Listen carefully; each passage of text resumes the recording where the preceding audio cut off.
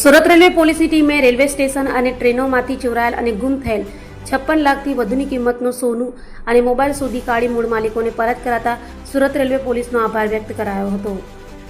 અધિક પોલીસ મહાનિદેશક railways કે.એન. Damor, police અધિક્ષક અભય સોની અને પોલીસ અધિક્ષક ડી.એચ. ગોરની સૂચનાને લઈ સુરત રેલવે પોલીસની ટીમ પીઆઈ જેવી મીઠાપરાના માર્ગદર્શન હેઠળ તપાસમાં હતી. ત્યારે ચોરાયેલ 45 લાખની કિંમતની સોનાની 100 ગ્રામની 3 બિસ્કીટ તથા સિયેરા પોર્ટરની મદદથી ગુમ થયેલા અને ચોરાયેલા 11,99,000થી વધુની કિંમતના 67 મોબાઈલ મળી 56,99,000થી વધુનો મુદ્દામાલ શોધી કાઢ્યો હતો અને પોલીસ અધિક્ષક અભય સોની હસ્તક મૂળ માલિકોને પરત કરતા તેઓએ સુરત રેલવે પોલીસની પ્રશંસા કરી હતી.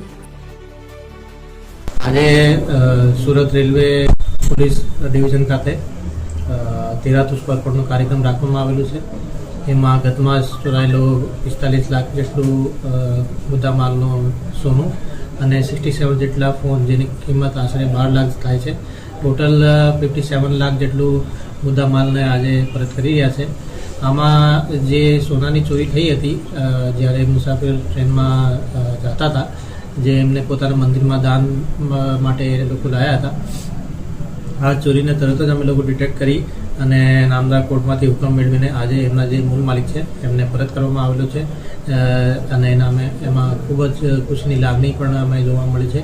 અને એના સિવાય 67 જેટલા ફોન જે છે એ પણ અમે લોકોએ તેરાતુસ પરપોટ હેઠળ આજે પરત કરી રહ્યા છીએ. અને બિસ્કિટ ચોરાઈ ગયા, જેની મને જાણ થતો મેં રેલવે પોલીસમાં જાણ કરી. રેલવે પોલીસના સાહેબોએ તાત્કાલિક પગલાં લઈ 8 જ કલાકમાં અમને મુદ્દામાલ સાથે પકડી લીધા અને અમે આજે મુદ્દામાલ જે મળી ગયો છે. જૈન સમાજ આ સાહેબોનો ખૂબ રેલવે પોલીસે ખૂબ આભાર માને છે. પોલીસે અમારા માટે જે કર્યું છે એ બહુ અલગ છે. કેટલો મુદ્દામાલ હતો? 45 લાખનો માલ હતો અને 3 બિસ્કિટ હતા, 300 ગ્રામ વજન હતું. આજે સુરત રેલવે પોલીસ ડિવિઝન ખાતે તેરાતુસ પરપોટનો કાર્યક્રમ રાખવામાં આવેલું છે.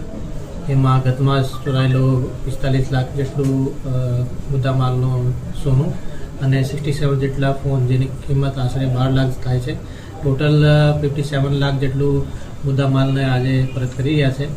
આમાં જે સોનાની ચોરી થઈ હતી જ્યારે મુસાફિર ટ્રેનમાં જતા હતા, જે એમને પોતાના મંદિરમાં દાન માટે લોકો લાવ્યા હતા, આ ચોરીને તરત જ અમે લોકો ડિટેક્ટ કરી અને નામદાર કોર્ટમાંથી હુકમ મેળવીને આજે એમના જે મૂળ માલિક છે એમને પરત કરવામાં આવેલો છે અને એમાં ખૂબ જ ખુશીની લાગણી પણ અમે જોવા મળી છે.